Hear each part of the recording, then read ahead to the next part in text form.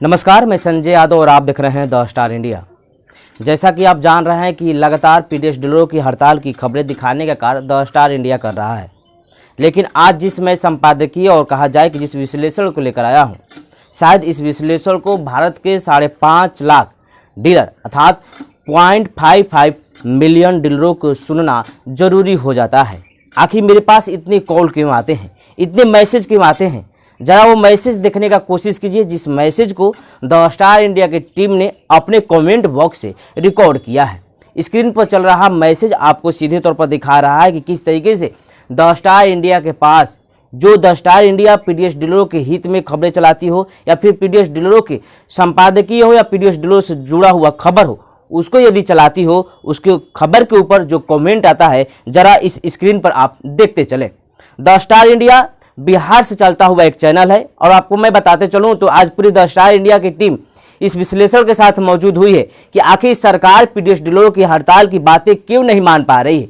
आखिर 5.5 लाख पूरे पीडीएस दुकानदार है भारत में और कहा जाए कि करोड़ों में अर्थात कहा जाए कि 142 करोड़ जो हमारी जनसंख्या है भारत की, उसमें से देखा जाए तो 85 करोड़ के आसपास में जनसंख्या को इस पीडीएस दुकान से भोजन चलता है। तो फिर अभी तक सरकार इन सभी चीज़ों पर क्यों नहीं एक्शन ले पा रही है?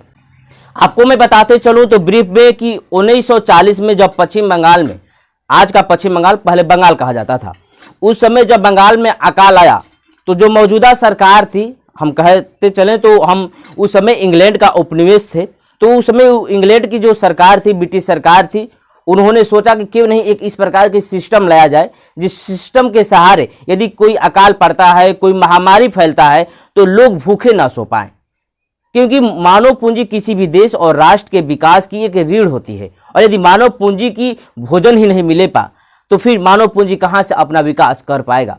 तो उस मानव पूंजी की जो फूड सिक्योरिटी है उसमें कहीं ना कहीं इस पीडीएस सिस्टम को ही आगे बढ़ाया गया। धीरे धीरे 1960 का दशक आता है, उस समय हम आज़ाद हो जाते हैं, उस समय कुछ इसमें परिवर्तन होता है। उसके बाद धीरे धीरे 1997 आता है और टीपीडीएस और आरपीडीएस के नाम से जो पीडीएस पहले जाने जाते थे और आज वही पीडीएस के नाम से जाने जाते हैं। कहा जाए तो पूरे भारत के, वह उत्तर प्रदेश हो, पंजाब हो, झारखंड हो, बिहार हो, उत्तराखंड हो, गुजरात हो, किसी भी राज्य अछूता नहीं है जहां से द स्टार इंडिया के पास कॉल नहीं आए हों। क्योंकि स्क्रीन पर द स्टार इंडिया का जो नंबर दिखाई दे रहा है वो पीडीएस डीलरों के ही नहीं, बल्कि आपके पास कोई भी समस्या हो, आप यदि भारत से हैं या फिर कहीं और से हैं, यदि आपके पास समस्या हो तो कहीं ना कहीं द स्टार इंडिया उसको जांच पड़ताल करने के बाद दिखाने का कोशिश करता है। आज जिस बात को मैं कहने आया हूं उस बात को 5.5 लाख जो डीलर हैं, 5,35,000 जो डीलर हैं, उनको सुनना होगा। और वही नहीं बल्कि राशन ले रहे हैं, जो राशन ले रहे हैं लोग, उनको भी इस बात को जानना जरूरी होगा कि आखिरकार इतनी कुर्बानी के बाद हमें राशन कैसे मिलता है। आप जानते हैं कि एफसीआई का नाम आप सुने ही होंगे, जो कि फूड कॉरपोरेशन ऑफ इंडिया है, जो कि भारत सरकार के खाद्यान्न का सुरक्षित करने का एक निगम है, एक कॉरपोरेट है। और उस कॉरपोरेट की यदि बात करें तो उसमें भी अफसर होते हैं, अधिकारी होते हैं। उसके बाद में अब मैं आपको बताते चलूँ तो पीडीएस का जो पब्लिक डिस्ट्रीब्यूशन सिस्टम है, जो सार्वजनिक वितरण प्रणाली दुकान है, यदि उसमें कहा जाए तो भंडारण का काम हो, उसका सुरक्षा का काम हो, उसे ग्रेन को लेने का काम हो, एक केंद्र सरकार का होता है। उसके बाद में उसे डिस्ट्रीब्यूट करने का जो काम होता है वह राज्य सरकार के अंतर्गत आता है। राज्य सरकार एपीएस के आधार पर अपना तय करती है। उसके बाद में जो दुकानदार है, जो एपीएस दुकानदार है, उनको कहीं ना कहीं राशन महीने में देने का कार्य करती है। और कहा जाए तो देखा जाता है कि एक लिमिट समय तक अर्थात 8 दिन 10 दिन में ही राशन डिस्ट्रीब्यूट हो जाता है। क्योंकि लोकल स्तर पर देखा जाए तो यहाँ के डीलर बोलते हैं कि आप यदि इतने दिन में राशन नहीं लेते हैं तो फिर राशन रिटर्न चला जाएगा। और लेकिन अब पोस्ट मशीन भी आ गया है, बात उनका भी सही है। पहले हो सकता था कि जो पीडीएस डीलर हैं, यदि उनके पास आप समय से राशन नहीं लेते हैं, यदि नहीं दे पाते हैं तो आपका राशन अपने पास रख देंगे। लेकिन जब से पोस्ट मशीन आया है, ई पोस्ट मशीन आ गया है, तब से देखा जाए तो कहीं ना कहीं इसमें धांधली का जो नामो निशान था वो मिटता हुआ नजर आ रहा है। उसके बाद में आधार ईपीडीएस हुआ, अर्थात आधार से टोटल आधार कार्ड से, आधार नंबर से कहीं ना कहीं जो कार्ड का नंबर है उसको जोड़ दिया गया, तो तमाम चीज़ें हो गई। उसके बाद में एईपीडीएस हो गया। आप जाइएगा तो आप यदि देखना चाहते हैं कि इस महीने का कितना खाद्यान्न हमें मिला और पूरे बिहार से या पूरे भारत की जनता को कितना खाद्यान्न डिस्ट्रीब्यूट हुआ है, तो आप AEPDS जाकर यदि सर्च करते हैं तो आप वहां पर देख सकते हैं कि आखिर किस तरीके से हमारे खाद्यान्न डिस्ट्रीब्यूट हो रहे हैं, कितना खाद्यान्न बाकी है, कितना कार्ड होल्डर को मिला है, कितना कार्ड होल्डर को नहीं मिला है। अर्थात कहा जाए तो इसमें धांधली नाम का कोई चीज ही नहीं है। लेकिन आज हड़ताल जो लंबे समय से चल रहा है, उस हड़ताल में सीधे तौर पर यह दिखाई दे रहा है, लोगों का कहना है, PDS दुकानदारों का कहना है कि हमें सरकार मान दे। मान दे कि यदि कमीशन को आप गूगल में सर्च करते हैं तो उसका बहुत सारा अर्थ निकल आता है। उसमें से एक अर्थ है जिसमें उस अर्थ को यदि आप देखेंगे तो आप सोचने पर मजबूर हो जाएंगे कि द स्टार इंडिया जिस अर्थ को कई दिनों से बताते हुए नजर आ रहा है, लेकिन कोई सुनने का कोशिश नहीं कर रहा है। आप यदि कमीशन को गूगल में सर्च कीजिएगा तो वहां पाएगा घूसखोरी।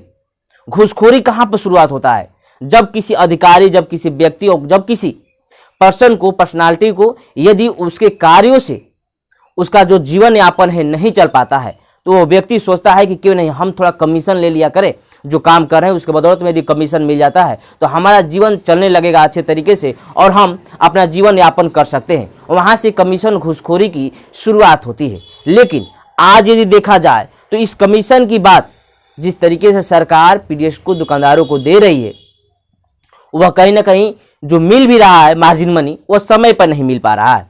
इसका मूलभूत कारण क्या है कि ये तो डिस्ट्रीब्यूट करने का स्टेट सरकार के काम है और स्टेट सरकार अपने अपने योजनाओं में फंसी रहती है, तो फिर इन सभी चीज़ों पर ध्यान दे पाना मुश्किल सा लगने लगता है।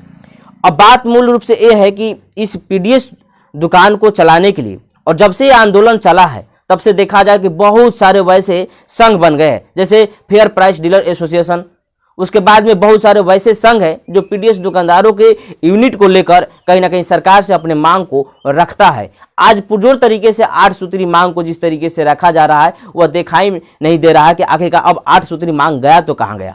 इससे पहले विशंबर बासु जो कि महासचिव हैं पूरे भारत के जो फेयर प्राइस डीलर एसोसिएशन है उसका महासचिव है, उन्होंने पीयूष गोयल से मिला। उसके बाद में तमाम अधिकारियों और मंत्रियों से ये लोग मिल रहे हैं ताकि हमें मानदेय मिल जाए। आखिर मानदेय की बात है, आखिर क्यों? अब कहना यह है कि मानदेय सरकार दे या फिर कमीशन दे, 30,000 मिनिमम दे, क्योंकि यदि देखा जाए कि जिस तरीके से वेज मजदूरी का निर्धारण होता है, आप जानते होंगे इस बात को, उस तरीके से यदि सरकार इसका निर्धारण करे तो कहीं ना कहीं सही है। उसके बाद में सरकार यदि कमेटी गठित करके कि आखिरकार एक दुकानदार को राशन FCI के भवन से उसके दुकान तक, मूल तक ले जाने में कितना खर्च होता है, यदि इस पर रिसर्च किया जाए तो समझ में आ जाएगा कि आखिर कितना खर्च होता है और कितना इन्हें जीवन यापन करने के लिए मिलना चाहिए। मेरे पास 1000 कॉल आते हैं, लोग बोलते हैं कि सर हम बर्बाद हो गए, हमारा लड़की का शादी करना है, लड़का का स्कूल फी जमा करना है। लेकिन हमारा काम है, और मुख्य रूप से मेरा काम क्या है, खबरों को दिखाना। जो खबरें सत्य है उसको तहदीद तक पहुँचकर उसका सच्चाई जाँच कर, फैक्ट जाँच कर उसको आपके पास परोसना। मैं यहाँ तक ही काम कर सकता हूँ। मेरे पास लोग कम कॉल करते बोलते हैं कि हमारे बारे में कुछ हो रहा है। मैं कोई भारत सरकार का सचिव तो नहीं बैठा हूँ कि आपके बारे में बता सकूंगा, लेकिन जो इन्फॉर्मेशन मेरे पास आता है उसको मैं सही तरीके से आपके पास पेश करने का कोशिश करता हूँ। यही मेरा काम है, यही मेरा कर्तव्य है और इसी कर्तव्य को मैं आगे बढ़ाता हूँ। तो अब यहाँ पर कमी कहाँ है? 8 सूत्री मांग आज एसोसिएशन PDS संघ का मांग रहा है।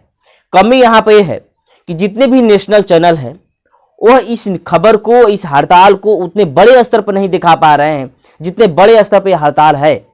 यदि मेरे पास कॉल आते हैं, यदि मैं कोई एक वीडियो डालता हूं उसका 70,000 व्यूज भाग जाता है, तो समझिए कि भारत की जनता कहीं ना कहीं PDS दुकानदार इस बात से और इस काम से त्रस्त है। उनको समय पर मार्जिन मनी नहीं मिलता है। 2 साल, 1 साल, 1.5 साल, 6 महीने का मार्जिन मनी बकाया है। 6 महीने का मार्जिन मनी बकाया है।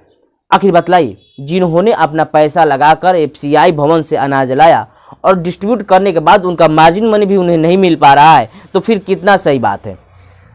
वही नहीं, एक कमी और है कि जितने भी PDS दुकानदार हैं भारत में, 5,35,000 के लगभग जितने भी PDS दुकानदार हैं, उन सभी के पास एक मात्रा में कहा जाए तो राशन नहीं आता है।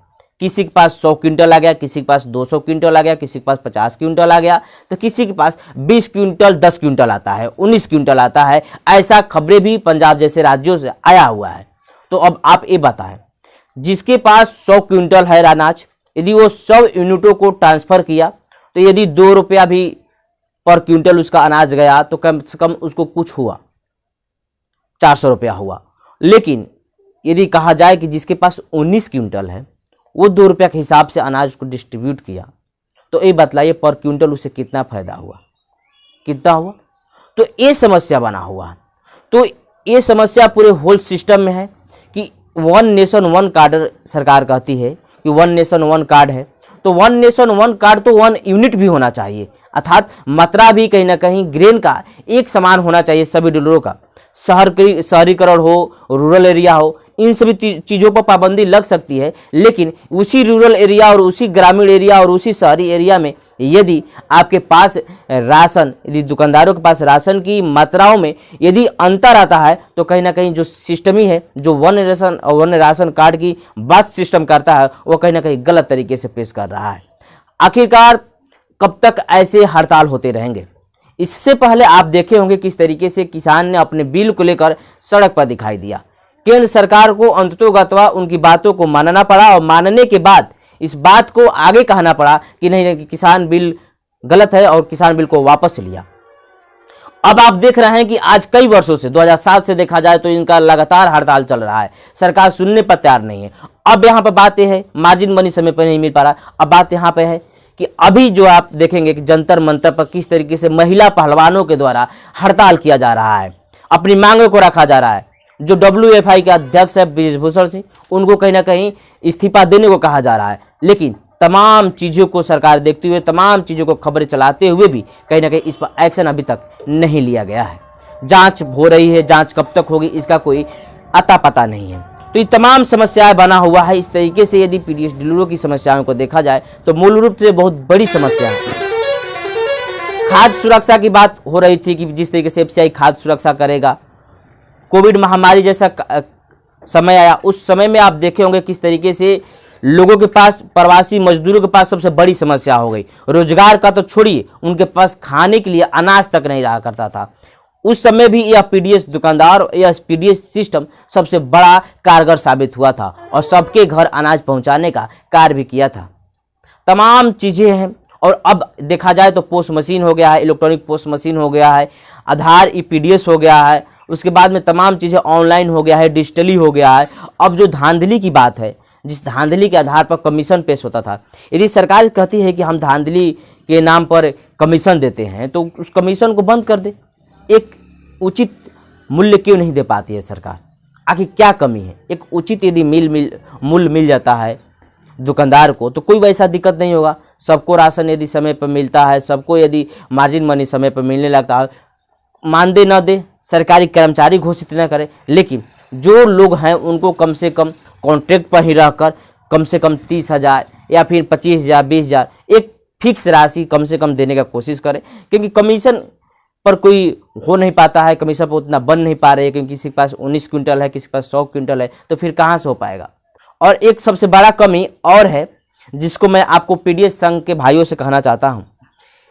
एक मेरे पास कॉल आया कैमूर से, जो कि बिहार में एक डिस्ट्रिक्ट है कैमूर जिला, वहाँ से मेरे पास कॉल आया। एक लोगों ने बोला कि सर हमारा जो संघ है पीडीएस संघ 100 रुपया प्रत्येक महीने लेता है। 55,000 डीलर हुए तो आप समझ सकते हैं कितना पैसा हुआ, 55 लाख महीना हो गया।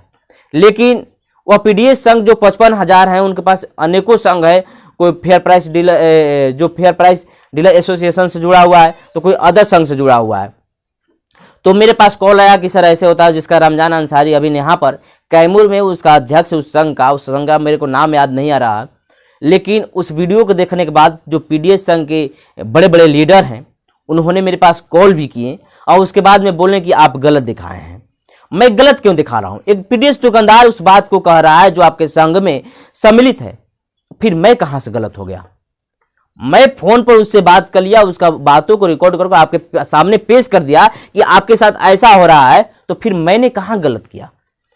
एक ग्रुप बना, ऑल इंडिया पीडीएस संघ, उस ग्रुप से मेरे को बाहर कर दिया गया। आखिर क्यों? सही बात है, आप पीडीएस संघों की ग्रुप है, इसलिए बाहर कर दिया गया कि उनकी कमियों को मैं जान पाऊंगा। यदि मैं उनकी कमियों को नहीं जान पाऊंगा, उनकी खमियाजा को यदि आपके सामने पेश नहीं करूंगा, न तो सरकार आपको मानदेय दे पाएगी और आप मांगते मांगते मर जाएंगे, लेकिन आपको मानदेय मिलने वाला नहीं है। ये समस्या बना हुआ है, लेकिन आप इस बात को नहीं समझ पा रहे हैं कि हमने जो काम किया वह कहीं ना कहीं कहाँ तक सही है और कहाँ तक गलत है। राभा रविंद्र जो असम से आते हैं वो मेरे को बोले कि सर सॉरी, हम आपको इस ग्रुप से निकालना चाहते हैं, क्योंकि बड़े बड़े लोग कह रहे हैं कि आप इस ग्रुप में रहेंगे तो हमारी जो इन्फॉर्मेशन उसको जान पाएंगे। जब हम आपके इन्फॉर्मेशन को नहीं जान पाएंगे, आपकी बातों को नहीं जान पाएंगे, तो फिर मैं आपसे अगला वीडियो में क्या पेश करने वाला हूँ। आप मेरे पास कॉल करते रह जाएंगे, आपका मैं कॉल रिकॉर्ड चलाता रह जाऊँगा, और पूरा ये भी साल 2023 बीत जाएगा, 2024 आएगा, लोकसभा भी बीत जाएगा, क्योंकि पास में लोकसभा चुनाव है। और लोकसभा चुनाव पास में है तो आपको मजबूती के साथ खड़ा होना होगा। और मजबूती के साथ यदि खड़ा आप यूनिट बनाकर नहीं होते हैं, और यदि आप चाहते हैं कि जो संघ बना है उस संघ से मैं पीडीएस संघों से कमा सकूं, तो फिर आपको मानदेय मिलना मुश्किल हो जाएगा। इसलिए यदि आपको मानदेय मिलना है, क्योंकि अभी इस खबरें को नेशनल मीडिया मुख्य रूप से नहीं दिखा रही है। जिस दिन नेशनल मीडिया इस खबरें को मुख्य रूप से दिखाना चालू कर दे, उस दिन आपको कहीं ना कहीं सरकार आपके ऊपर सोचने पर मजबूर हो जाएगी, और आपकी जो मांगे हैं वो मिल भी सकता है। बहरहाल आगे मिलेंगे ऐसे ही खबरों के साथ। अभी हमें इजाज़त दे दीजिए। धन्यवाद।